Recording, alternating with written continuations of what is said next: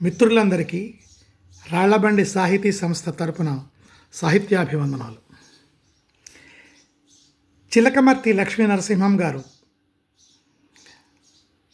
రచయిత, కవి, నాటకకర్త, పాత్రికేయుడు.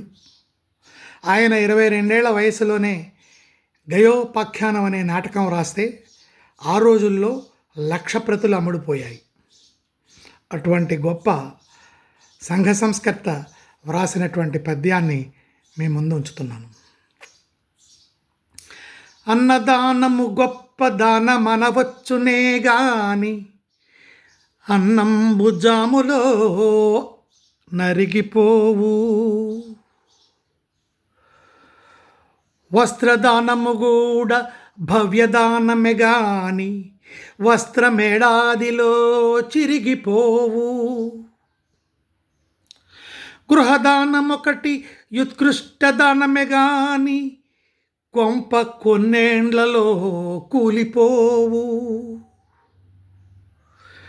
భూమిదానము కూడా మహాపుణ్యదానమే గాని భూమి అన్యుల చేరిపోవచ్చు.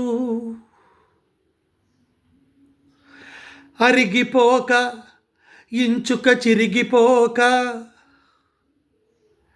కూలిపోవక అన్యుల పాలుగాక నిత్యమై వినిర్మలమై నిశ్చలమై యొప్పుచుండు విద్యాదానమొకటి జగతియందు.